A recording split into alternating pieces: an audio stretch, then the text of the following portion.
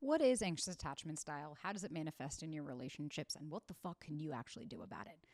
I'm going to take some time to start doing some basics to go over some elements like the 4 attachment styles. So, today I wanted to focus on anxious attachment. It's a very common one, and it is one that I think a lot of us don't even understand that we have.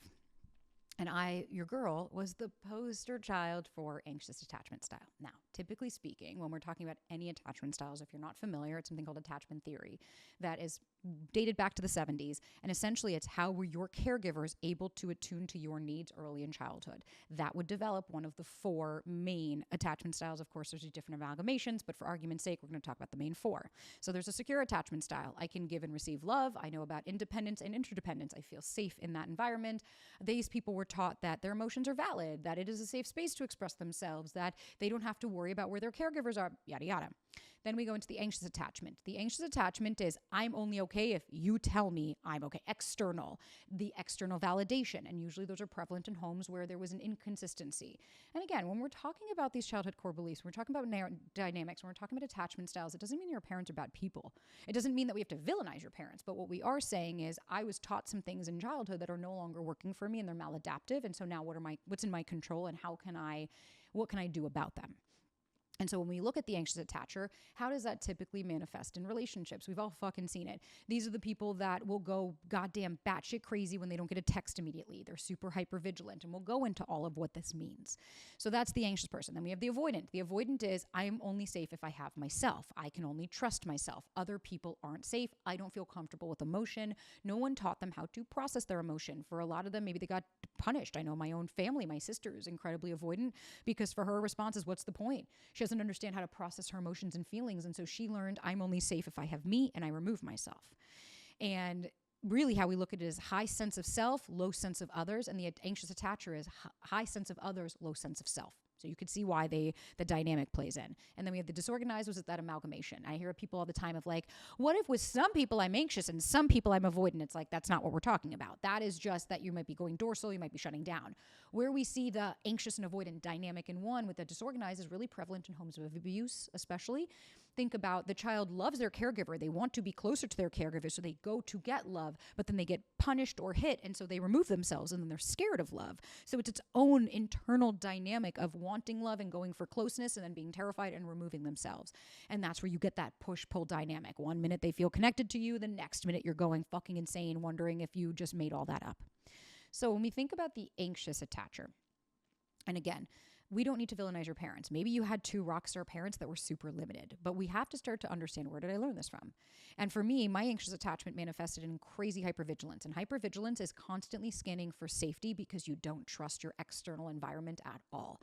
And so the example might be, you've been dating somebody and you want them to text you every day and they're not. So you're hypervigilant of like, but they put a period at the end of the sentence. But why did they put a period? They never put a period because you're constantly scanning, because what your nervous system is saying is we're not safe. We're not safe. We're going to be alone. We're going to be abandoned. And like maybe at one time in your life that was really real. And I will 100% validate that. But that's not always your life and that's not always continuing.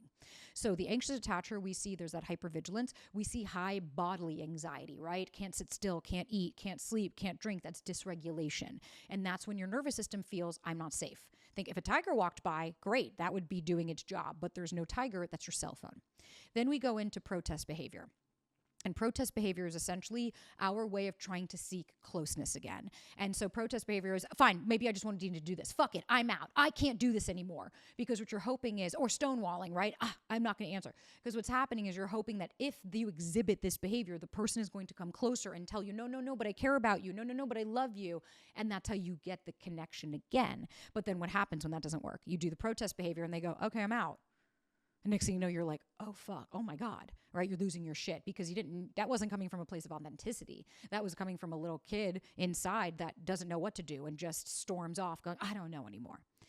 And so when we think about it, and there's a million other aspects to anxious attachment style, but really how we see it is hypervigilance, this constant on edge and always believing that somebody's going to leave you. But when we go deeper, what's underneath the hood? Sure, abandonment. No shit. But oftentimes, like Britt Frank always says, my neuropsychotherapist bestie that I have courses with, which guys, if you want, we have a nervous system course for anxious attachment specifically that helps you with the early stages of dating and all those pain points. We've got a self-love course. Like we got some shit for you. So go check it out. And then the podcast. But like Britt Frank always says, the love addict, the person that just wants love and is craving love and is constantly seeking that external, their biggest fear actually isn't abandonment. It's actually intimacy. Because really what they're scared of, and like I can relate, is truly being seen. Because what's the core belief with a lot of the anxious attachers? I'm too much. I'm too needy. I'm not good enough. There's something wrong with me. I knew that no one was ever going to be there for me. They always leave. Those are the core beliefs that are driving the car. And so what happens is, insert core belief, you're starting to date somebody. And now here's the thing. There's a difference between that anxiety, and like I'm going to do that for another video of like your gut versus your anxiety. But it's totally normal to feel anxiety. Like, I think that's where we need to differentiate. There's way too much content out there of like the anxious attacher does this. And it's like, we need to stop self-identifying because you can heal through these attachment styles. You're not beholden to being anxious attachment the rest of your fucking life. But what we see oftentimes is the anxious attacher is also emotionally unavailable and is also being avoidant. Yeah, my anxious attachers, you're also avoidant because you're avoiding looking at yourself. You're avoiding getting deeper. I hear it all the time of like, why do the anxious people have to change? Why do I have to do all the work? It's like nobody ever said that. But what I am saying is focus on yourself. Focus on what's actually coming up for you. Focus on what's happening in your body. Focus on where you feel that in your body. Can you learn the one thing that changed it all for me? The one thing that changed it all for me when I was dating and I was healing and I was growing and I was trying to break through my anxious attachment was learning how the fuck to take a pause. Learning that not everything needs a knee-jerk reaction. Not everything needs me to explode or to scream or to start crying. Maybe for just a beat, I can take a breath, go for a walk around the block, and come back into my body of, okay, what's actually bothering me? What's really coming up for me right now?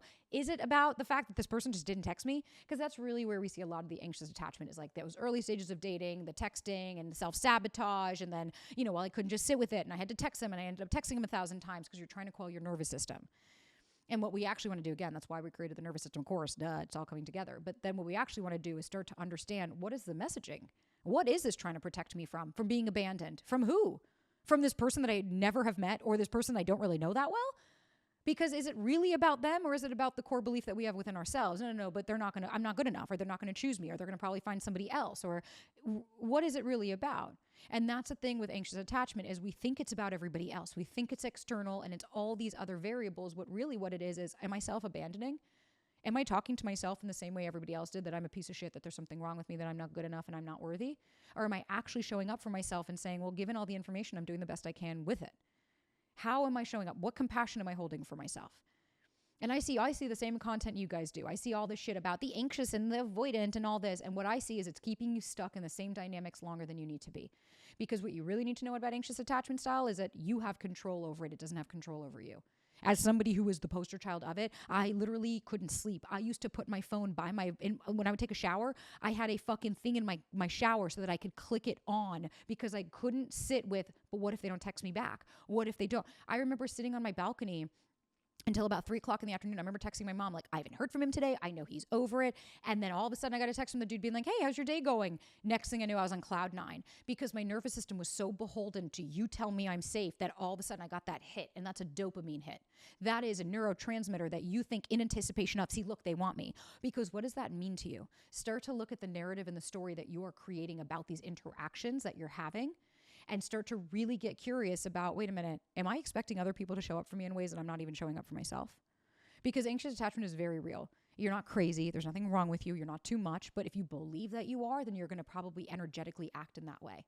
You're going to start to come in where your shoulders are going to be hunched. You're going to be all in your head. You're going to start, like I had one girl that went out with my friend starting to tell him all of these things of like, please don't ghost me. And all of this irate talk, and he was like, I've known you for 25 minutes. That was on the last video I did of like, I've known you for 30 minutes. I don't know you that well, but the outcome is so scary for you that you're trying to control it. And that's what we want to get curious. If you have anxious attachment style, I want you to stop for just a second and tell yourself, that's okay. There's nothing wrong with you. You were taught some shit in childhood that's no longer serving you, and that's totally okay and really valid. And I'm so sorry that was the messaging that you received. What are your choices now? Your choices are that you can rewrite that narrative, that you don't have to be beholden to this anxiety, that it could be used there as a gift, as something that's giving you a heads up of something that's happening and not something that's trying to ruin you. Because, baby, it's not self-sabotage. When you act in these behaviors, you text somebody 1,000 times, You catastrophize. Everything's the end of the fucking world. Black and white thinking. It has to be this or this. There's nothing in between. Your brain's trying to protect you. Your brain doesn't make decisions. Your mind tells your brain what to do. So if we have control over those thoughts, then we get to be able to determine, what do I believe? And what am I still willing to hold on to? Guys, if you want more, check out the podcast. I have no frills, no bullshit. I give it to you straight. And we have some courses. We have some free guides, whatever you guys need. Everything's at sabrinazohar.com. And I'm just really grateful to have you guys here. And if you want more on this, leave it in the comments. Let me know what questions you guys have. What can I answer specifically? Let me know what content I can create for you guys. And don't forget to subscribe so you don't miss any of it.